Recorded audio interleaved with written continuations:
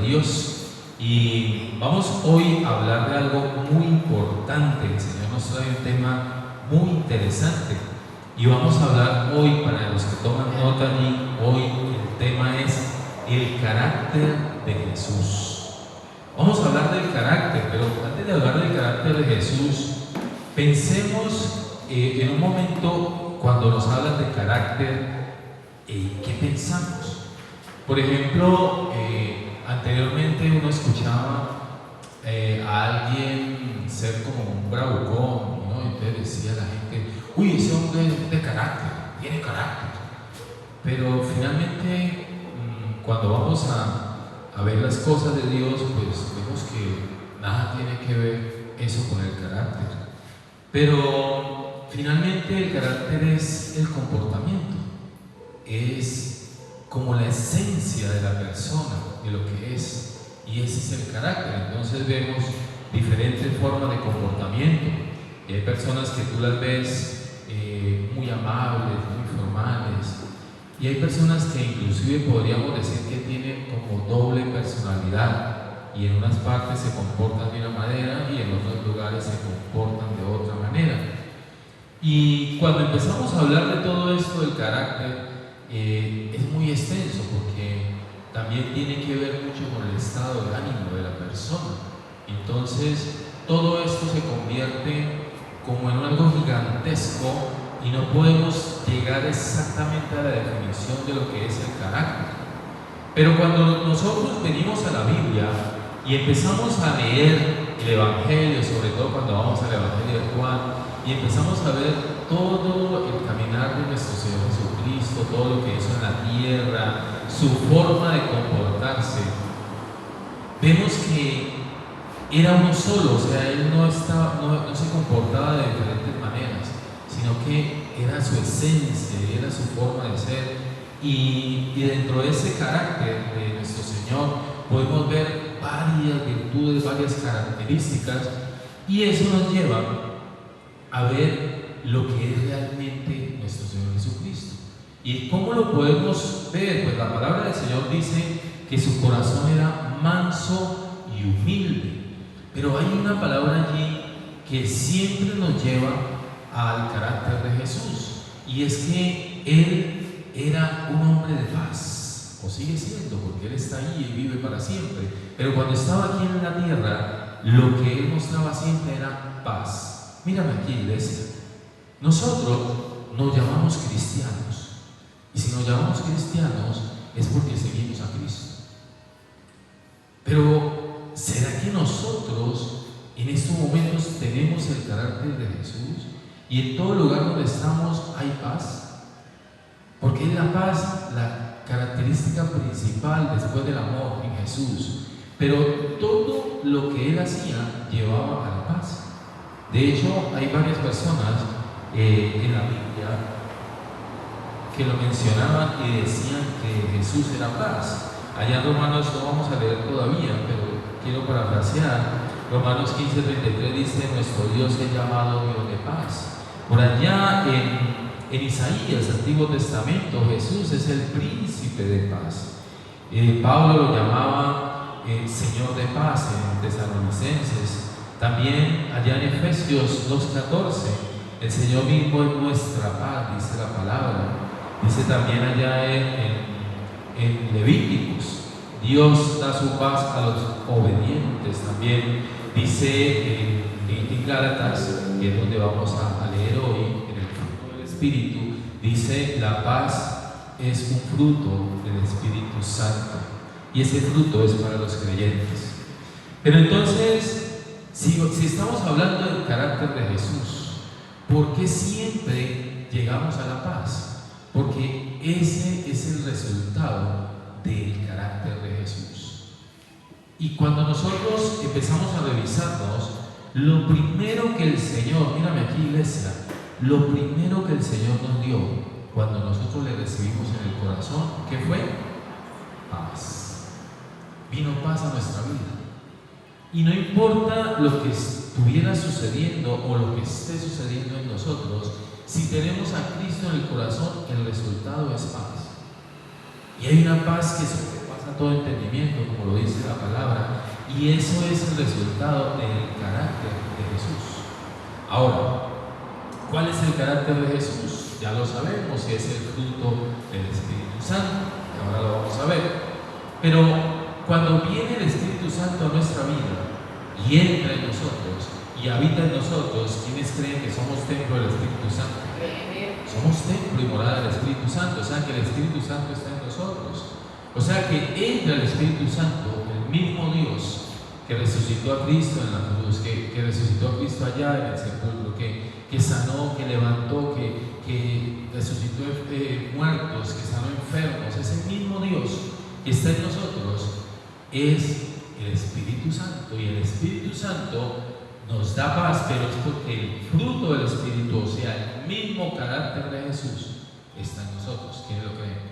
Amén. Amén. Es el mismo carácter de Jesús. Entonces, iglesia, hoy es importante que nosotros reconozcamos que ya Cristo está en nosotros y que el resultado de nuestro carácter, por ser hijos de Dios y ser templo y morada del Espíritu, debe ser paz. No importa lo que esté aconteciendo con nosotros, no importa lo que estemos viviendo, la situación que estemos atravesando, debe de hacerse en paz, y esto nos debe traer paz. ¿Por qué? Pero pastor, ¿cómo es de difícil que yo en estos momentos esté pasando enfermedad? ¿Y cómo puedo tener paz? Porque tengo el carácter de Jesús, y ahora lo vamos a ver. Y pastor, pero si yo en estos momentos tengo deudas y tengo compromisos y no veo por dónde vendrá la provisión, debes estar en paz y debes tener paz. Pero pastor, es que mis hijos aún no han llegado a Cristo y es una lucha continua, pero debes tener paz, porque si el fruto del Espíritu, que es el carácter de Jesús, ya está en nosotros, eso nos debe generar paz. Entonces vamos a ver todo esto, pero antes de que veamos y vayamos allá al fruto del Espíritu, quiero explicarte algo. Muchas personas predican allá afuera y no dicen el fruto del Espíritu, sino los frutos del Espíritu. Yo quiero decirte, mira, el carácter de Jesús, que es el mismo fruto del Espíritu, es uno solo. No son varios frutos. La gente confunde porque dice, no, por los frutos los conoceréis. Eso es diferente. Porque el carácter de Jesús en una persona empieza a dar frutos de arrepentimiento, frutos en las obras, y frutos empieza a dar. Pero el fruto es uno solo. Es como cuando tú tienes una mandarina, ¿sí? Y la abres, y ahí dentro de la mandarina es una sola mandarina, ¿cierto? Una fruta. Pero dentro de la mandarina hay varios casquitos, ¿sí? Hay varios. Pero es una sola, pero dentro de esa mandarina hay varias porciones, por decir algo así. Entonces, vamos a verlo, quiero que lo tengas claro, porque esto puede llegar a confundir a las personas. Por eso podemos decir que es el carácter de Jesús. Quiero que me acompañes, por favor, a Gálatas. Vamos a Gálatas. Y quiero que leamos el fruto del Espíritu, pero antes de leer el fruto del Espíritu, quiero que leamos lo que es contrario al fruto del Espíritu. Entonces, acompáñame a Gálatas y vamos a leer primero lo que es contrario al fruto del Espíritu, que es las obras de la carne. Vamos a Gálatas 5 y leemos desde el verso 16. Gálatas 5 y leemos desde el verso 16. Y cuando lo tengas me dices un poderoso amén. Gloria a Dios. Gloria a Dios.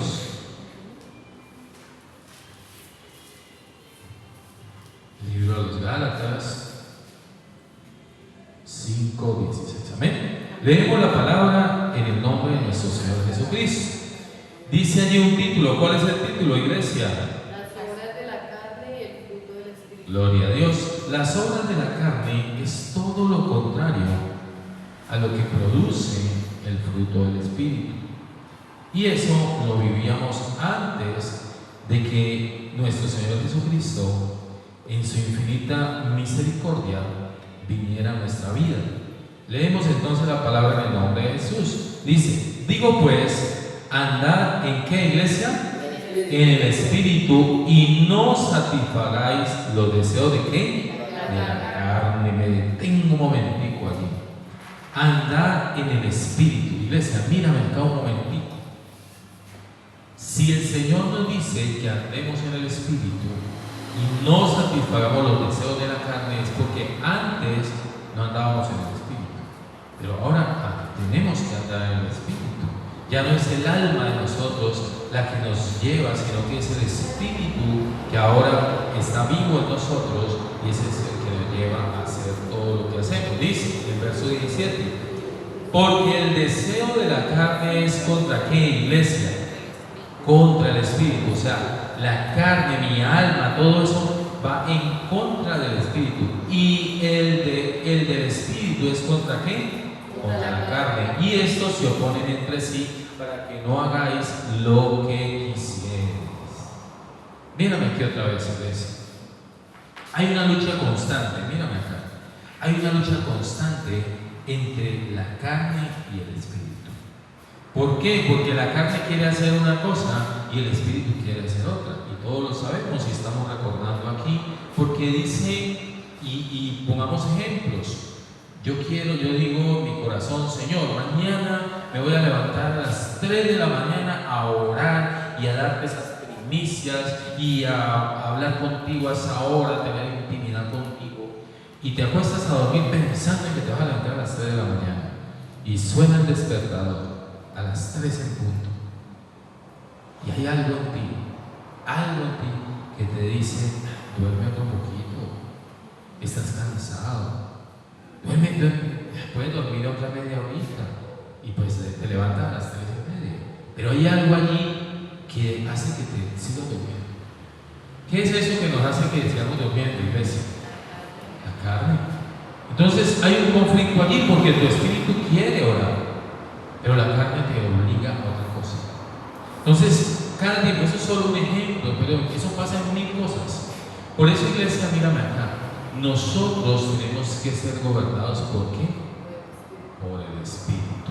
Es el Espíritu que mora en nosotros el que nos debe gobernar, la carne no. Por eso la importancia del ayuno. Recuerden que aquí tenemos ayuno todos los martes, 7 de la mañana, ayuno congregacional. Importante que al menos una vez en la semana ayunemos. ¿Por qué? Porque el ayuno hace que la carne se rinda. Y es el espíritu el que manda, no es la carne, no es el alma, es el espíritu el que nos debe gobernar en estos momentos. Porque antes andábamos en la carne, ahora debemos andar en el espíritu. Pero sigamos leyendo. El 18. Pero si sois guiados por el espíritu, ¿qué pasa, iglesia? No estáis ¿qué? Bajo la ley. Y manifiestas son las obras de la carne, que son, y ahí podemos ver todas las obras de la carne. Y si usted revisa todas las obras de la carne, eso era lo que hacíamos antes de estar en Cristo. Y vamos a leerlas. ¿Cuáles son, mi iglesia? Adulterio, fornicación, inmundicia, laxidia, idolatría, hechicerías, enemistades, pleitos, celos, iras, contiendas, disensiones, herejías, semejantes. Imagínense todo lo que dice aquí: envidias, homicidios, borracheras, orgías y cosas semejantes a estas. O sea que no es solo eso, sino todo lo que a esto se parezca y cosas semejantes a estas, acerca de las cuales os amonesto, como ya os los he dicho antes, que los que practican tales cosas, ¿qué pasa, iglesia? No heredarán el reino de Dios.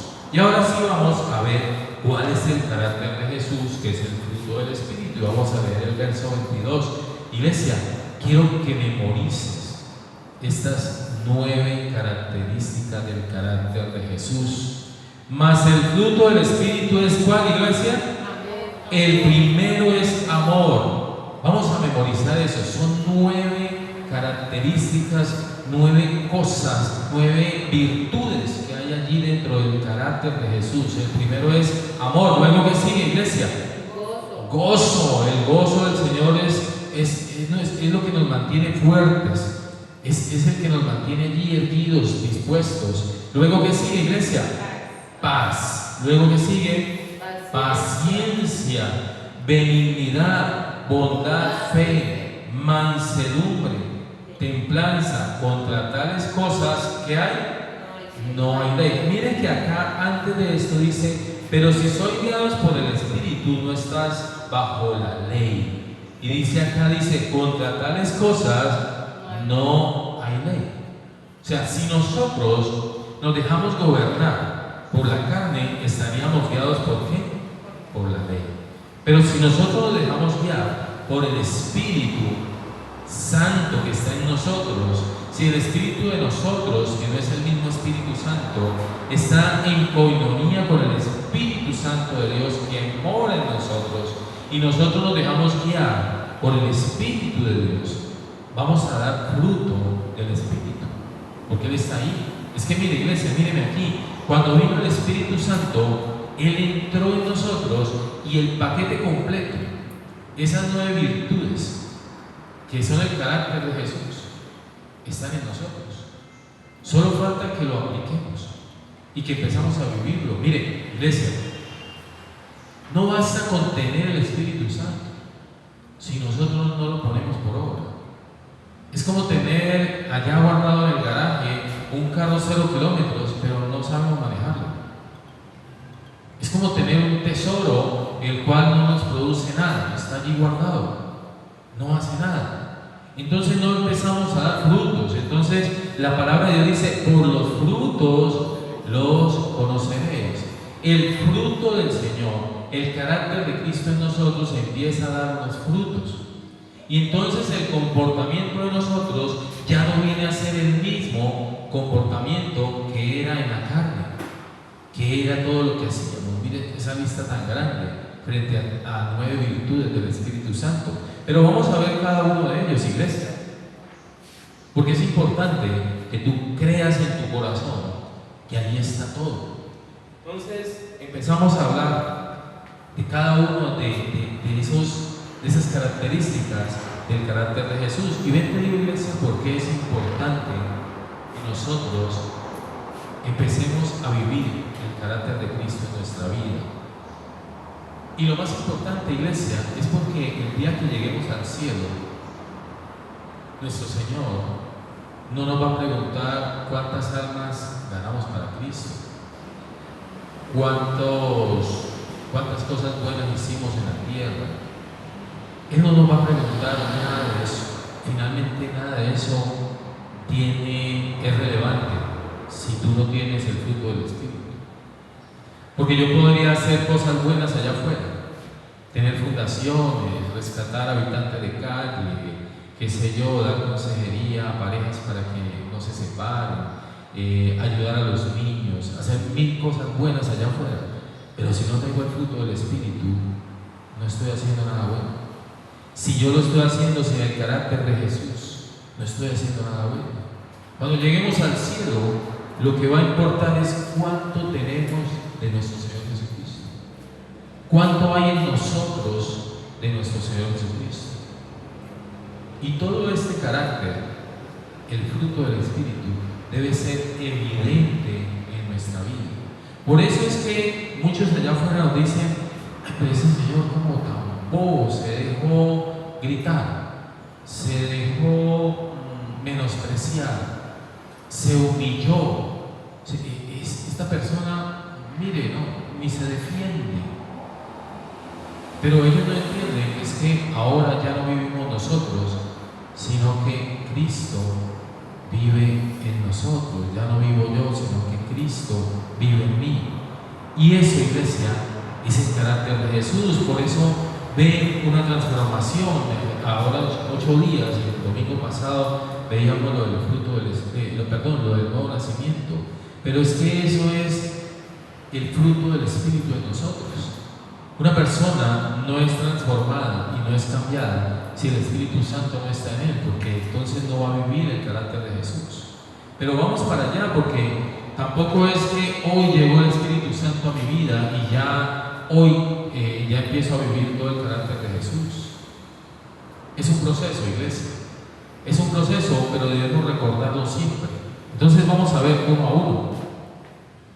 Y vamos entonces a ver el fruto del Espíritu. Dice, mas el fruto del Espíritu es ¿qué? Amor. Vamos a hablar del amor.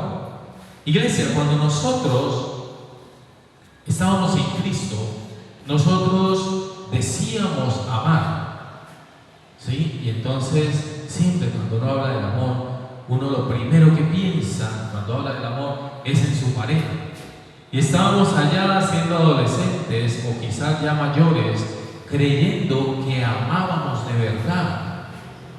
Y resulta que eso, cuando vemos la preeminencia del amor allá en la palabra, en 1 Corintios 13, y vamos a la preeminencia del amor, vemos que es tan diferente el amor que nosotros decíamos sentir al verdadero amor de Dios.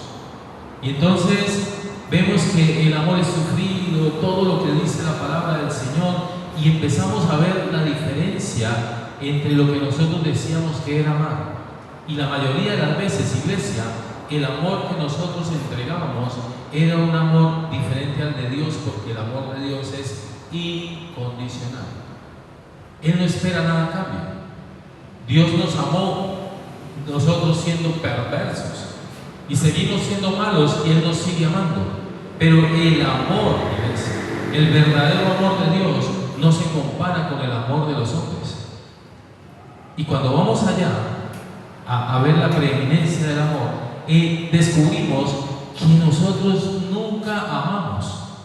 Vinimos a amar de verdad, iglesia, cuando conocimos a Cristo. Y te estoy hablando no solo del amor entre parejas, que es ese amor pues que finalmente se convierte y era un deseo o una cosa allí diferente. Y no solo el amor de pareja, el amor a los hijos, el amor al prójimo, el amor aún a nuestros enemigos. Pero cuando tenemos el carácter de Jesús y aprendemos a amar como Jesús ama, el amor de nosotros es verdadero. Y ese es el amor que el Señor pone en nuestro corazón. Un amor diferente, un amor que da sin esperar nada a cambio. Porque es diferente, mira, sin Cristo, una persona va y se casa, sin Cristo. Y entonces esa persona encuentra a la otra y se atreven a decir, encontré mi media naranja, encontré mi complemento.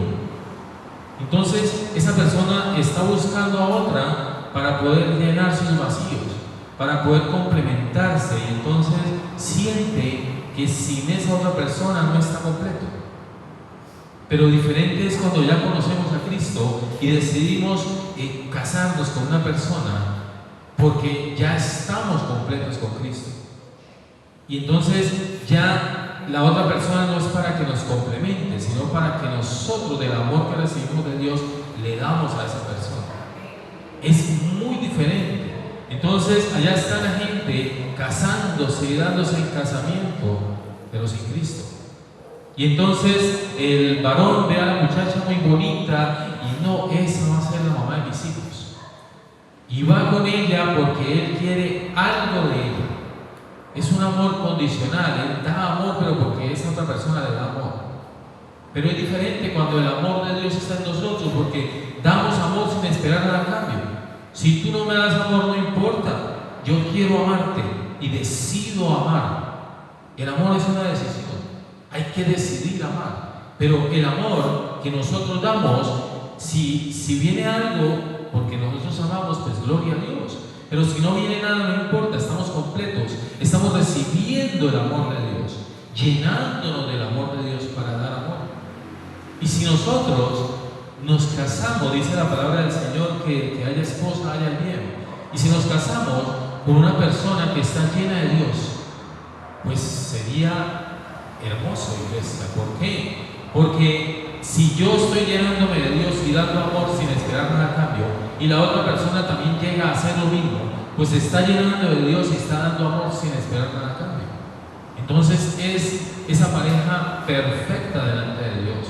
Y aunque puedan tener diferencias en su diario vivir, en esa convivencia, si tienen a Cristo en el corazón, siempre van a estar dando amor.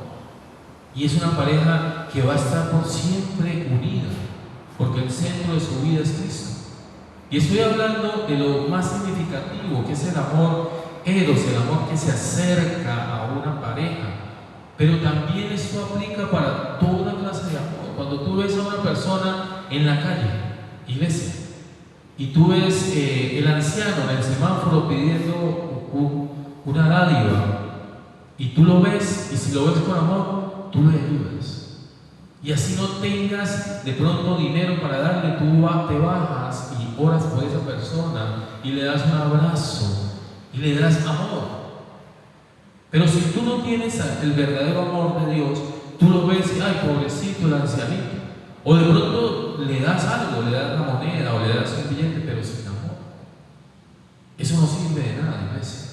Mira, el amor es algo tan bonito, pero el verdadero amor de Dios, ese amor ágape, ese amor que no pide nada a cambio, ese amor que le duele la otra persona, es tan bonito que cuando hacemos algo en amor, así no nos den nada, sentimos lo que nos dieron. Mira, y suena raro, y ¿cómo así pasó que así no nos den nada, nos dieron? Sí, claro. Mira, yo voy y le doy un abrazo a un habitante de calle, y ese habitante de calle me dice, como me dijo en Historias 1, le dije, ¿cuánto hace que no recibías un abrazo? Dijo, no, nunca. Yo lo único que abrazo son cartones. Y eso es el pago. Y eso es lo que siente nuestro Señor Jesucristo. Cuando hacemos algo en amor, no importa lo pequeñito que sea, si lo haces en amor, es grande y es grande para Dios. Y eso hace que quede allá una corona en el cielo. Lo que tú hagas, mira, tú puedes hacer todo lo bueno que dicen hacer allá afuera, pero si no es en el verdadero amor de Dios, no tiene nada que ver. Es como si estuvieras haciendo la obra de la carne. Y te doy un ejemplo. Hablemos de alguien que ya partió, porque no vamos a vituperar ni a hacer cosas malas aquí, pero alguien que ya partió. Pablo Escobar, conocido en el mundo entero, un tipo, hombre que se equivocó y no tenía a Cristo en su corazón, porque si lo hubiera tenido, hubiera hecho las cosas bien hechas. Pero estamos hablando de Pablo Escobar. Y él, en Medellín y en algunos lugares, ese varón compraba terrenos y hacía casas y le entregaba a las personas. Y todo el mundo lo aplaudía. Y mucha gente lo amaba por lo que él hacía. Pero iglesia, pensemos un poco. ¿Será que él tenía amor de Cristo? ¿Lo estaba haciendo en el amor de Dios? Porque si ese varón así hubiera hecho todo lo malo antes de morir, se hubiera arrepentido y hubiera tenido el amor de Dios y el verdadero fruto del Espíritu Santo, Dios lo hubiera perdonado y hubiera hecho las cosas bien, y quizá su vida había cambiado y había transformado el mundo. Pero allá hay mucha gente que todavía no conoce a Dios, le están prendiendo velas a Pablo Escobar, y ahora es un santo. Y la imagen de Pablo Escobar le ponen velas, y mucha gente está agradecida con él porque tiene casa, porque él se la dio. Pero iglesia, ¿tú crees que eso cuenta para Dios? Una persona que está todo el tiempo haciendo lo malo y de un momento a otro hace cosas buenas, si las está haciendo para Cristo, si lo está haciendo de verdad en Cristo Jesús, está bien hecho. Pero puede hacer todo lo bueno. Allá afuera hay personas que tienen fundaciones gigantescas de iglesia y ayudan a las personas necesitadas, pero si no lo hacen en Cristo, en el amor de Jesús, no están haciendo nada. Ni siquiera está siendo tenido en cuenta por el reino de los cielos, para nada. No tiene nada que ver. Pero sigamos leyendo, y dice también que el fruto del Espíritu es amor, y sigue allí el gozo. Dice la palabra del Señor que el gozo del Señor es nuestra fortaleza. Iglesia, hay una canción que dice: el gozo que tengo yo, ¿cómo dice, iglesia? El mundo no me lo dio, cántalo. El mundo no me lo dio, y como no me lo dio, no me lo puede quitar, y como no me lo dio, no me lo puede quitar. El gozo que tengo yo, el mundo no me lo dio. Iglesia, mírame acá. El gozo que tenemos no nos lo dio el mundo. Mira, yo recuerdo que estando sin Cristo, a mí me pasaba cualquier cosa y yo sentía como que me estaba acabando el mundo. Y me ponía triste y venía hasta la depresión por cualquier situación. Y ahora inclusive puedo vivir cosas peores que las que vivía allá antes y mantengo el gozo. Y es algo que no podemos describir, es que sentimos una alegría profunda en nuestro corazón, sin importar lo que esté sucediendo. Iglesia, mírame acá, la depresión, la angustia, tenemos que sacarla de nuestro corazón. ¿Por qué? Porque eso no es fruto del Espíritu, eso se tiene que ir, y eso termina siendo obra de la carne. Es el alma de nosotros la que nos lleva a estar deprimidos, angustiados, preocupados. Mira, la mayoría de las veces eso es falta de fe. Y ahora vamos a ir a la fe. Porque es que si yo tengo gozo en mi corazón, es primero porque estoy amando como Dios ama.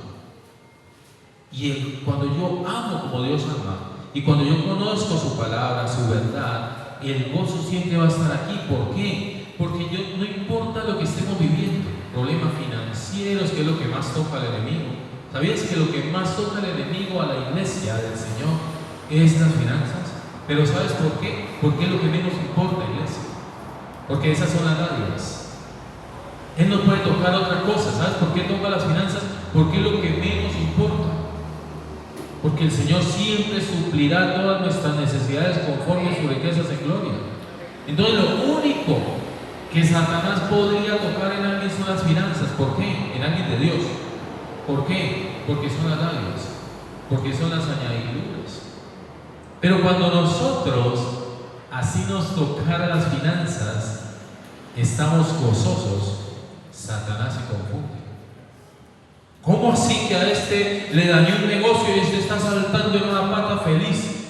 Porque en mi corazón y en mi mente, y de acuerdo a la certeza que me da la palabra, dice que si algo no tengo es porque viene algo mejor, algo maravilloso. Entonces yo voy a estar en gozo. No, es que no me resultó este negocio, pasé la cotización y ni siquiera me llamaron. Y yo digo, gloria a Dios, porque si me ocupo en eso que es grande, no voy a recibir lo más grande que tiene mi Señor para mí. Pero el gozo del Señor debe estar en nosotros. No es que me llamaron y me dijeron que los triglicéridos y el colesterol estaba alto. Eso ya me dijeron eso. Y yo, gloria a Dios, ahora me toca hacer más ejercicio. Vamos a hacer ejercicio, vamos a comer más sano, vamos a hacer, porque hay un aviso. Y me tengo que gozar en eso. Yo tengo que gozarme en todo lo que pase. Por allá, la palabra dice que todo lo que viene a nuestra vida nos ayuda para bien. Todas las cosas a los que amamos a Dios nos ayudan para bien. ¿Sí? Entonces, iglesia, no pensemos más en que la depresión, la angustia, ¿y qué te pasó, mi hermano? No, tengo una tristeza profunda. ¿Por qué, mi hermano? No, porque es que se me dañó el equipo de sonido. Por favor, unas cosas, mira, vienen las situaciones, y si una situación es difícil, preséntala delante de la grandeza de Dios, y tiene que venir el gozo. No importa lo que sea, aún la muerte la venció Jesús en la cruz. Aún la muerte, iglesia, lo que venga delante de la grandeza de nuestro buen Dios nos tiene que producir gozo. Nos tenemos que reír de eso y estar gozosos. Por eso el fruto del Espíritu empieza con amor, y el segundo es gozo. Apréndetelo de memoria, iglesia. Por algo están en ese orden, porque el amor nos debe mantener gozosos. Mire, ya no más caras de tristeza. Sonríe, mira a tu hermano y sonríe. Mira a tu hermano y dale una sonrisa. Hermano, mira a tu hermano y dale una sonrisa. Mi hermano, mira y dale una sonrisa. Ese es el gozo del Señor. No importa, mi hermano, mi hermana, no importa lo que esté sucediendo. Por allá hay personas así, a mí me dicen también, usted tiene como cara de puño, como cara de bravo. Y yo, sí, pero ahí está el gozo.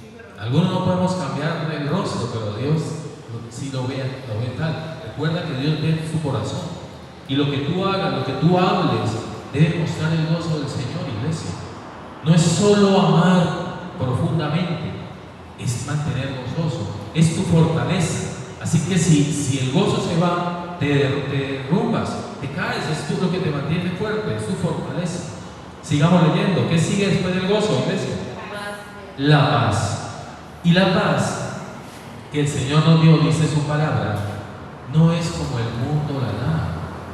Y Él dice, la paz os dejo. Le dijo a sus discípulos y a nosotros también, la paz os dejo. Y esa paz que dice, la paz os dejo, es la paz momentánea que tú puedes encontrar allá afuera. Tú puedes encontrar allá afuera una paz. Y tú tienes paz cuando ves la cuenta bancaria y está llena de billete allá, de dinero. Y ves eso y eso te produce paz. Pero cuando se va ese dinero de la cuenta bancaria, ya no te produce tanta paz. Pero la paz os dejo, dijo el Señor. Y entonces tú vas al médico y te salen todos tus exámenes perfectos y tienes paz. Pero ¿qué pasa cuando vas y te sale alguna cosa alterada? Entonces ya no hay paz. O tú estás bien con tu hijo y tu hijo está sacando las mejores notas en la universidad y tú estás feliz con tu hijo. Pero ¿qué pasa cuando tu hijo anda por allá por malos pasos? Entonces se va la paz. Y esa es la paz del mundo, iglesia. Y esa es la paz que dijo, la paz os dejo. Pero luego dice, mi paz os doy. Y es una paz que el mundo no te puede dar. Es una paz diferente, iglesia. Es una paz que dice la palabra que sobrepasa todo entendimiento. Y es increíble que nosotros podamos permanecer en paz en medio de situaciones difíciles. Murió mi madre y partió con el Señor. Y mucha gente me miraba y decía, es que usted no quería a su mamá. Y yo lo vi llorando. Usted no lloró. Usted no se fue allá como otros que hicieron el show y le daban golpes a las paredes y ay, eso. ¿Y usted por qué no hizo eso? ¿Será que usted no lo quería? Yo tenía una paz en mi corazón de saber que mi mamá se fue con Cristo. Y después pasó lo mismo con mi papá al año. Y en el mismo cuento, y la gente me miraba y mis tíos decían, este tan raro, este no le dolió el papá, o sea, se murió el papá y ni siquiera llora. Yo tenía una paz tan gloriosa, una cosa de saber que cuando papá murió, había ángeles en ese lugar, una cosa preciosa. Y uno llora así, pero de alegría y de gozo. Es un llanto de gloria, es un llanto sabiendo que el fruto del Espíritu está en nosotros. Que es diferente el que llora porque se le arruinó el mundo, porque se le fue atrás del mundo, al que llora porque la paz del Señor está en nosotros. Y es maravilloso cómo ver que el amor profundo de Dios y todo ese fruto del Espíritu está en nosotros cuando nosotros ni siquiera lo merecíamos, iglesia. Ni siquiera merecíamos el fruto del Espíritu. Y Dios fue misericordioso y vino a nosotros, nos levantó y nos llenó del fruto del Espíritu. Pero sigamos leyendo, iglesia. ¿Qué sigue allí? Gloria a Dios. La paciencia. Tremendo, iglesia. Mira, cuando estábamos allá en el mundo, sin Cristo en el corazón, éramos impacientes, iglesia. Mírame acá. Éramos impacientes. Y entonces llegábamos, yo me acuerdo, siendo allá todavía sin Cristo, andando en tinieblas. Un día llegué a un banco, iglesia, y había una fila grandísima. Hoy día, gloria a Dios, que ya ponen sillas, ¿no? Y no llega al banco y se puede sentar, pero en esos días no. Y había una fila inmensa. Y yo estaba casi de último. Y yo contaba a las personas, 1, 2, 3, 4, estaban como de 60. Hoy día salen las pantallas, en esos días no. Por lo menos no ve la pantalla, pero no está sentadito y aire acondicionado y todo. En esos días no. Hacía muchos años. Y llegué a ese banco con un cheque que tenía que cambiar y yo tenía afán. Porque tenía que ir a pagar a los trabajadores y bueno, yo tenía mucho afán y yo estaba obviamente sin Cristo en el corazón, no había paciencia. Y yo recuerdo, iglesia, que llegué a ese banco y yo empecé a protestar. Y entonces, preciso, llegó la hora del almuerzo y varios de los funcionarios salieron, entonces quedó la mitad de las cajas.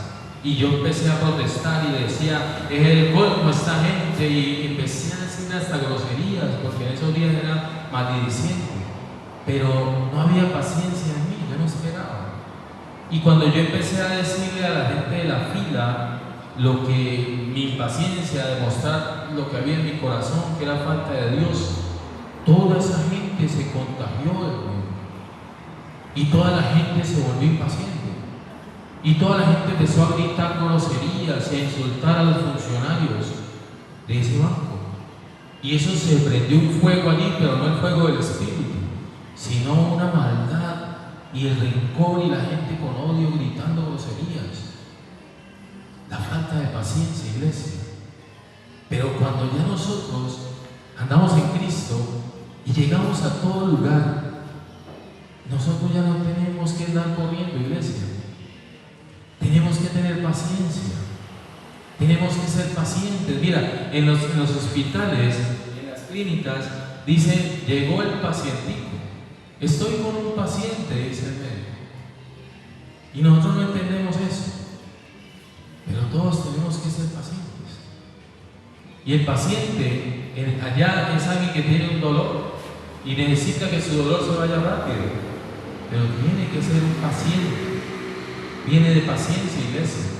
La paciencia es fruto del Espíritu, así que tú no puedes decir, uy, no, yo no tengo paciencia para eso. Porque he escuchado hombres, mujeres de Dios decir, ay, no, yo no tengo paciencia. Mira, esa persona te impacienta. No, esa situación, no tengo paciencia, iglesia. Tú sí tienes paciencia, porque es fruto del Espíritu. Ahí está la paciencia. En nosotros, tócate el corazón, iglesia. Ponte la mano aquí.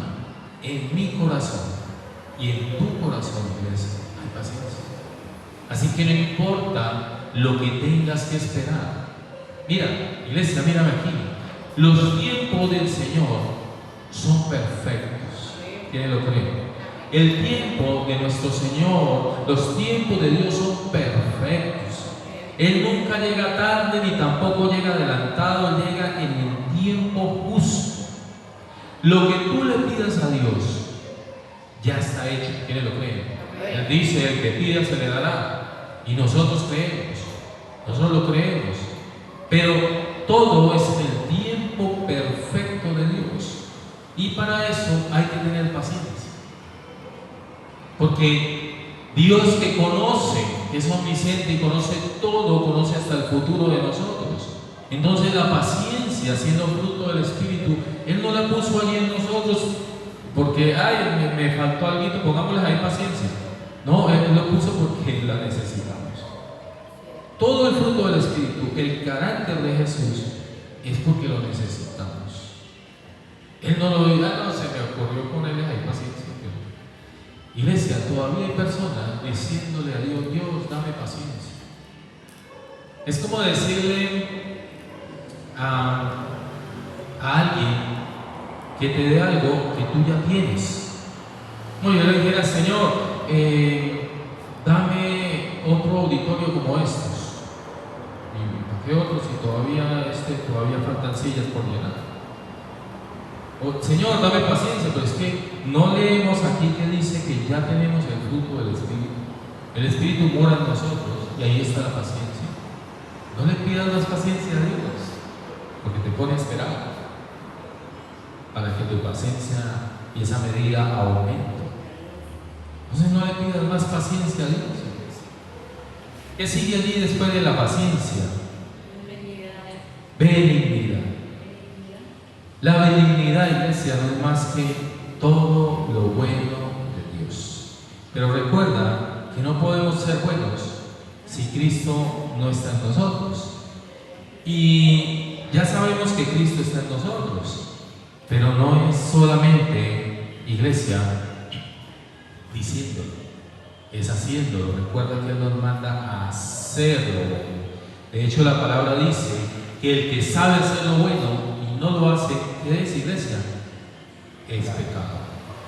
Si nosotros, sabiendo hacer lo bueno, no hacemos lo bueno, en ese momento estamos cometiendo pecado. ¿Qué es la benignidad, iglesia? Pues sencillamente es que todo lo que hagamos, lo hagamos ¿para quién? Para Dios. Porque si tú haces algo para Dios, lo estás haciendo bien hecho. La benignidad es todo lo que tú puedas hacer bueno. Y no solamente es las buenas obras que el mundo muestra, sino las buenas obras que tú haces hasta en el más mínimo detalle. Si tú estás cocinando esos alimentos para tus hijos, ya no lo hagas más para tus hijos, hazlo para Jesús. Si tú estás caminando por la calle porque estás haciendo ejercicio para tu cuerpo, hazlo para agradar a Dios. Si vas al gimnasio a levantar pesitas y hacer ejercicio, gloria a Dios, estás cuidando el templo del Espíritu, pero hazlo para Dios. Si te vistes, vístete para Dios. Si todo lo que tú haces, iglesia, aún tu trabajo, lo haces para Dios, estás haciendo lo bueno. Y esa es la benignidad de Dios. Esa es la benignidad. Si nuestro Señor Jesucristo nos enseñó que todo lo que Él lo hacía para el Padre, nosotros hagamos todo para Jesús. Ahora vamos a hablar de lo que sigue, la bondad. Yo recuerdo los abuelos decían, llegaban a una tienda, me acuerdo mi abuelo, llegaba a una tienda y decía, déjeme por favor 2 libras de carne, tenga la bondad. Y decía, mencionaban eso, tenga la bondad, tenga la bondad. ¿Qué es bondad, iglesia? El bondadoso es el que ayuda, el que da, el que está todo el tiempo. Bondad. Pero no podemos tener bondad, iglesia, si no le ponemos un nombre a esa bondad. Y te doy un ejemplo. Tú vas por la calle y ves un habitante de calle comiendo basura. Y tú dices, pobrecito, algunos dirán, uy, qué fastidio, ese tipo comiendo comida descompuesta. Y otros dirán, ay, pobrecito. Y otros, pero si tú tienes bondad, tú vas y compras un alimento y le das.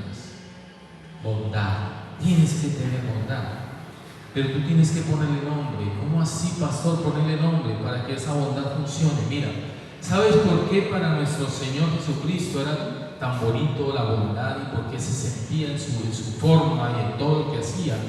Porque Él conoce el corazón del otro, pero Él formó a cada uno de ellos, Él fue el que nos creó. Entonces Él veía a las personas con bondad. Él sentía bondad por esa persona, Él se ponía en el zapato del otro. ¿Pero por qué? Porque Él nos conoce bien. Si nosotros no conocemos el habitante de calle, ponle al habitante de calle el nombre de tu hijo. Y cuando lo veas comiendo basura, piensa que es tu hijo y ponle el nombre de tu hijo. Y en ese momento tú vas y le das de comer. Esa es la bondad, iglesia. Si tú tienes bondad, todo lo que hagas le pones nombre. Porque yo veo al abuelo en la calle y yo sé que ese abuelo hoy no tiene dónde dormir, pero si le pongo el nombre de mi papá o de mi mamá, yo digo, uy, mi mamá va a estar en la calle, no tiene dónde dormir. Tú quieres afirmar la bondad, ponle nombre a todo lo que veas. Siente como siente Cristo, que Él a todos nos conoce, nos ama y a todos nos formó desde el vientre de nuestra madre y desde antes ya nos conocía. Por eso Él tiene bondad. Sigamos. Bondad, ¿cuál sigue, iglesia? La fe. Wow, el Señor nos ha hablado mucho de la fe en estos días. Yo le llamo la chequera del reino, la fe. Iglesia, mírame acá. Todo lo que nosotros, mírame acá, iglesia, todo lo que nosotros queramos, mientras esté alineado con el corazón de Dios, mientras esté aquí escrito, lo podemos tener si tenemos fe. La fe verdadera es la que está fundamentada en la palabra y la que está guiada por el Espíritu Santo. Es pues la fe la certeza de lo que se espera. La certeza me la da la palabra del Señor. Si alguien me dice que yo estoy enfermo, y aquí en Isaías 53:5 dice que por la llaga de Jesús fuimos nosotros curados, pues yo le creo a esto. Y esa es la certeza. La certeza me la da la palabra. Así que ya no estoy enfermo. Y le grito a la enfermedad: te vas de mi vida, porque no tienes nada que hacer aquí, ya Cristo pagó. Y esa es la certeza, y te estoy dando un ejemplo. Si es que no tengo con qué pagar el alquiler, pero mi Señor dice que Él pagará mis deudas y que todas mis necesidades serán suplidas si busco primeramente el reino de Dios y su justicia. Esa es la certeza. Y es la fe, la certeza de lo que yo estoy esperando. Pero yo no puedo tener certeza si no tengo quien me da lo que sigue, la certeza y la convicción de lo que no se ve. ¿Y quién es que me convence si no el Espíritu Santo que está en mí? Es el Espíritu Santo el que me convence, y esa es la fe verdadera. Yo no puedo decir que tengo fe si le estoy poniendo velas a una imagen, o si estoy creyendo en alguien que no es Dios. Porque el único que escribió y el autor de esta palabra es Cristo. Y la misma palabra dice que Él es el autor y el consumador ¿de qué, iglesia? De la fe. Así que yo no puedo decir que tengo fe si no creo y estoy depositando toda mi confianza en Dios. Es la fe. Por eso, todo, iglesia, lo que tú le pidas a Dios, te será hecho. Uy, no escucho la mente. Todo, iglesia, lo que tú le pidas a Dios, te será hecho. ¿Por qué, iglesia? Porque es que yo no puedo ir en contra de lo que Dios escribió. Yo no le puedo decir a Dios mentiroso por mi falta de fe. Yo no puedo decir: Señor, pero yo estoy enfermo y aquí dice que tú pagaste por mi enfermedad, porque estaría dudando. Yo le tengo que decir: Señor, yo no estoy enfermo. Pero es que ya el papel que te entregan a la clínica dice que estás enfermo. Yo no estoy enfermo, porque yo le creo a Dios, yo no le creo al hombre, ni le creo a las situaciones, porque no es por vista, es por fe. Porque si yo veo que dice que estoy enfermo, lo estoy viendo y no es por vista, es por fe. Yo creo en el invisible, en el todopoderoso, en el Shaddai, en el que todo lo puede. Yo creo en el que me creó, que puede en cualquier momento cambiar hasta mis órganos vitales. Él me puede dar un corazón nuevo, unos pulmones nuevos, no sé qué necesitas tú, Él te lo puede dar. Alguien me decía: es que me tienen que operar la columna vertebral, y pues pedísele a Dios que te la ponga nueva, y te acuestas a dormir y mañana tienes una columna vertebral nueva. ¿Quiénes lo creen? Todo, dice la palabra del Señor: al que cree, todo ¿qué? Todo le es posible. Pero si yo le creo al diablo, pues también es posible. Y si llega el dictamen médico y ahí dice: te vas a morir mañana, y tú lo crees, te mueres mañana. Pero si te dice: ahí te vas a morir mañana, y la palabra de Dios dice: y no morirás, sino que vivirás, y yo lo creo, ese papel no sirve de nada. Eso no sirve de nada. Es la fe, la certeza de lo que se espera, la convicción de lo que no se ve, iglesia, y está en nosotros. Es fruto del Espíritu Santo. Tócate aquí, tócate otra vez. Allí está la fe, iglesia. Ahí está la fe. Ponla en práctica. Úsala, iglesia.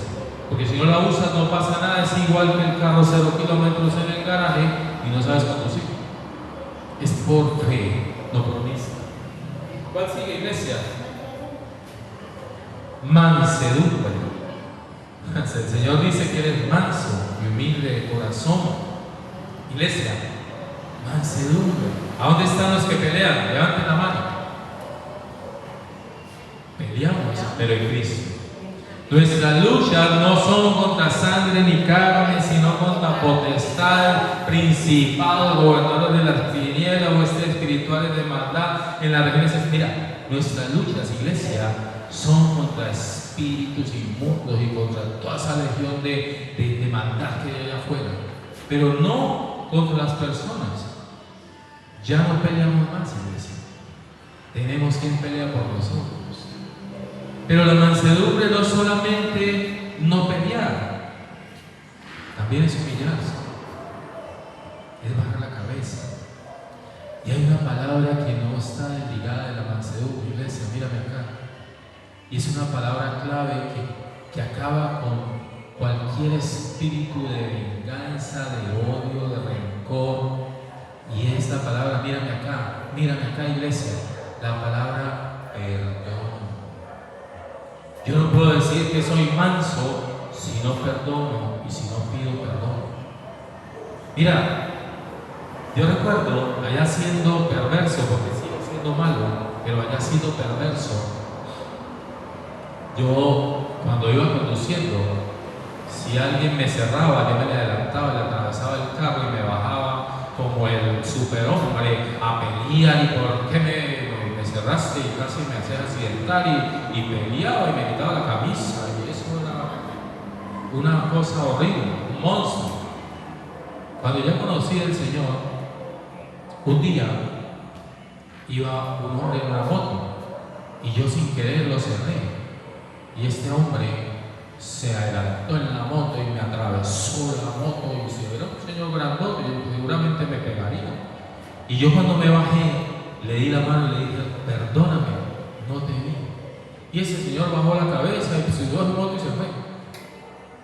Lo desarmé y él estaba dispuesto a pelear. Alguien que te atraviese la moto, yo me bajé tranquilo y lo vi a los ojos y le dije, perdóname, no te vi. Y le di la mano. Y ese señor se fue y ni siquiera me madrió. Seguramente ya me había madreado allá en medio del casco, pero se fue. La palabra perdón, iglesia, debe estar en nosotros porque somos mansos. Ya hay mansedumbre en nosotros. Ya donde llegamos se siente una paz. Se siente paz porque llegaron los mansos, los que no hablamos golpeados, los que no gritamos. Si alguien te grita, háblale con amor, con mansedumbre. Si alguien te grita, bendícelo. Si alguien te dice groserías, ten misericordia. Cierra tus ojos y piensa que un día también eras malediciente y que esa persona está necesitando de Dios. Y si puedes ver, dale un abrazo. Y si te golpea, dale otro abrazo. Pero sé manso, que Dios te lo va a agradecer. Los mansos heredarán el reino de los cielos. Bienaventurados los mansos de corazón, bienaventurados, más que bendecido el que es manso. No importa que estén allá peleando, gritando, tú llegas con mansedumbre. Pero mira lo que sigue, iglesia. ¿Qué sigue allí? Templanza. Y mira cómo el Señor es tan hermoso, porque nos enseña a ser mansos, pero no mensos. Mírame acá, iglesia. Nos enseña a ser mansos, pero no mensos y no tontos. Tú puedes ser manso y en todo lugar llegar y que la gente sienta el carácter de Jesús en tu mansedumbre. Pero Él no te dice que seas un tonto, porque también la templanza es el mismo dominio propio, iglesia. Mírame acá. La templanza es el mismo dominio propio. Y la templanza es poderte parar firme para no aceptar ni las obras de la carne, ni las obras de Satanás, ni las obras del mundo. La templanza es la que nos mantiene aquí, congregados en el nombre de Jesús, aprendiendo de Dios. La templanza es la que está en nosotros para decirle no al pecado, no a las trampas de Satanás. Tenemos que tener claro que Satanás todo el tiempo está buscando cómo matarnos, iglesia. Él vino a hurtar, matar y destruir. No podemos descuidarnos. Tenemos que estar atentos a las maquinaciones de Satanás, porque Él siempre va a querer encerrarnos para que caigamos en pecado. pero ahí es necesaria la templanza.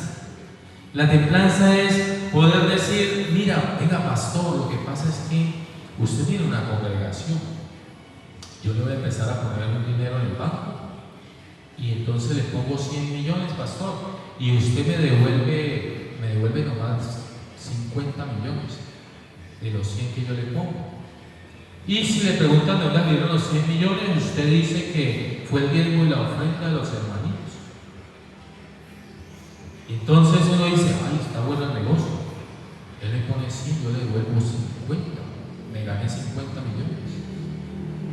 Pero si hay templanza en el corazón del siervo, ese siervo le va a decir, usted no va a lavar su sucio dinero con mi iglesia. Este es un lugar santo, este es un lugar de Dios. Y mi provisión viene de arriba, mi provisión viene de Dios. Y es dinero limpio, es dinero ganado por el sudor de mi frente, ni siquiera de mis hermanos, porque ellos también tienen sus necesidades y Dios les suple a ellos también. Así que qué pena, pero el sucio diablo te va de mi vida. Y esa es la templanza, iglesia. La templanza es decirle no al pecado, no importa cómo lo disfrace Satanás. No, pero es que yo puedo. En estos días llegó un hermano, mi hermano Jorge, estábamos allá afuera y un hermano venía vendiendo preservativos. Un hermano vendiendo preservativos. Entonces yo le dije a mi hermano, mira, eso es como un cuchillo tú lo tienes y ese cuchillo sirve para pelar los tomaticos, picar la cebolla y hacer la comida, o para cortar la carne y ponerla en pedacitos y sirve para eso. Pero ese cuchillo también puede servir para matar a alguien. Y ese preservativo que estás vendiendo, ¿a quién se lo vas a vender? No, es que me lo dieron, es una bendición, entonces yo estoy vendiendo, tenía una maleta llena de preservativos, ¿no? Y estaba vendiendo eso. Y dije, mi hermano, depende quién te lo compre. Pero posiblemente lo que estás vendiendo es maldición. Tú no lo vas a usar. Si yo no lo voy a usar, pues claro, es que tú no, o yo no sé, tú tienes tu esposa, pues no necesitará usar eso. Pero de pronto sí lo va a necesitar alguien para un examen médico. O lo va a necesitar, sí. Pero ten mucho cuidado porque puede ser una forma que el diablo puso allí para que tú hagas lo malo. Pero es la templanza, iglesia. Es no desechar, no ignorar, como dice la palabra, no ignorar las maquinaciones de Satanás. Él todo el tiempo se está disfrazando como ángel de luz para que tú caigas en su maldad. La templanza, iglesia, debe estar con nosotros. Y quiero para cerrar que leamos allí lo que continúa. Dice, templanza, dice, contra tales cosas no hay que, iglesia, no hay ley. Dice, pero los que son de Cristo han crucificado, ¿qué, iglesia? La carne con sus pasiones y deseos. Mírame aquí, iglesia, un momentico. Ninguna de las obras de la carne tiene que ver con nosotros. Pero sí, escúchame bien, todo el fruto del Espíritu, que es el carácter de Jesús, debe estar en nosotros. Y eso es lo que va a cambiar allá afuera del mundo, ¿ves? Eso fue lo que el Señor le entregó a sus discípulos.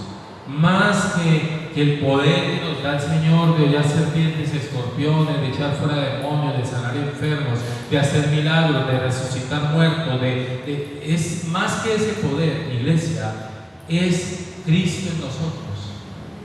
Revísate, iglesia, que el fruto del Espíritu sea evidente en tu vida, pero no fingido. No, ahora yo voy a hacer todo lo que el pastor dijo, pero no lo siento en mi corazón. No, es que tiene que estar en tu corazón. Eso debe nacer en ti, porque ahí está. Es simplemente que tú lo pongas por obra. Ahí está, iglesia, fruto del Espíritu. Pero las obras de la carne ya no tienen nada que ver con nosotros. Las hemos sacrificado, dice la palabra del Señor. Y dice entonces allí el 25. Si vivimos, ¿por qué, iglesia? Por el Espíritu, andemos también, ¿por qué? Por el Espíritu. Si ya vivimos porque el Espíritu está en nosotros, si nuestra vida cambió, somos transformados, y vivimos por el Espíritu, pues andemos también por el Espíritu. Y el 26 dice, no nos hagamos, ¿qué, iglesia? Vanagloriosos, irritándonos unos a otros, y dice que envidiándonos unos a otros. Iglesia, miren, hay personas que ya no es tan evidente las obras de la carne en ellos. Ya no roban, ya no matan, ya no gritan, ya no dicen groserías, pero aún estas personas se irritan con los demás. Y aún esas personas envidian lo que tiene el otro. Porque si el Señor lo puso allí después del fruto del Espíritu, es porque está pasando en la iglesia. Dice entonces, volvamos a leer, no nos hagamos vanagloriosos, o sea, no digamos, mira, ahora que tengo el fruto del Espíritu, como decía una hermanita en estos días allá en el parque, decía, yo he cambiado personas, yo he sanado enfermos, no nos hagamos vanagloriosos. La gloria y la honra es para Dios.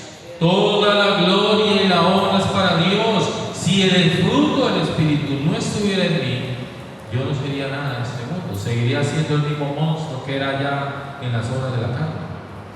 Yo no puedo, porque ahora tengo el fruto del Espíritu, entonces seguir y ahora ya decir no soy tan bueno que sano enfermos y resucito muertos. No soy yo. Es el Espíritu Santo que mora en mí, así que la gloria toda es para ¿quién, iglesia? Para Dios. Regálale ese aplauso al Señor. Pero también dice, iglesia, gloria a Dios, que irritándonos unos a otros. ¿Cómo es irritarse, iglesia? ¿Cómo es irritarse? Mira, nosotros no venimos aquí a la congregación como cuando uno va al cine. No, y empiezan a mirar. Este tiene más palomitas, más crispetas que yo. Y no, tú no vas, eso no es como ir al cine o como ir a un show. Este es un lugar donde venimos a dar amor y a recibir el amor de Dios. Y es un lugar que no es un club, más bien es como una familia. No tenemos por qué irritarnos los unos con los otros. No, mira cómo me miró la hermana, mira cómo me miró el hermano, mira cómo... No, eso se tiene que ir de nosotros. Eso no es el carácter de Jesús. Al contrario, si tú ves algo que no te gusta en un hermano, ora por él. Mira, iglesia, yo no sé si te pasó, a mí me pasaba, y aún todavía siento eso, pero cuando lo siento ya sé qué hacer. Y es que, y por ahí dice, oye, uy, me cayó tan mal esa persona. ¿Usted no le ha pasado? Que usted ve a alguien y dice como que le cae mal, como que hay algo que rechaza.